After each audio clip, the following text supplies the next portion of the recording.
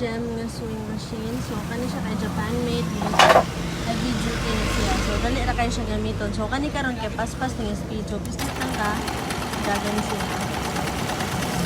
Isit siya kabalik para mag-off. So, dali na kayo siya. Pero if kanahan mo og hinay, natay ka ng control. Speed control.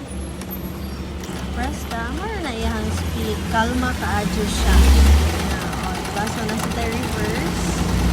Ng backstitch.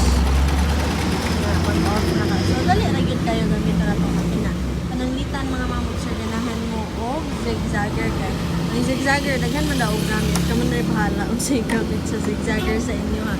Pwede mo magtahianin sa mga cortina, mga bedsheet, mga sinina sa mga kids.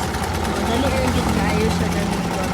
So, if ganahan ka zigzag na gamay na ata yung zigzag na gamay. If ganahan ka zigzag nga mas dako, yun siya mga na ako na dako ang machine. So, natangtang yung hilo guys. So, ano mo ito siya? Muna siya, tarungan lang siya og thread para kanang dili siya magubot. So, dali na sad kayo mag-thread. Kaya mutudlo man ta diri unsaon pag hilo, unsaon pag troubleshoot. So, kasagaran trouble, ano yung circuit. Maputol ra gyud ang dagom or magubot. Panangitan maghinana, ato ra na siyang tarungon. Dali ra gyud kayo sa tarungon. So, parihanin, tangtang. Muna na iulit. Tanawon sa nimo una if natarong ba og thread. If natarong man gani og thread, kay iulit lang nimo ang hilo. Kay tangtang ram na ang uban basta ka nang wala natarong og hilo.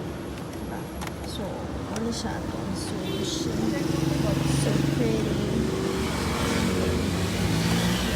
Hindi ka mag-change sa itong garter stitch.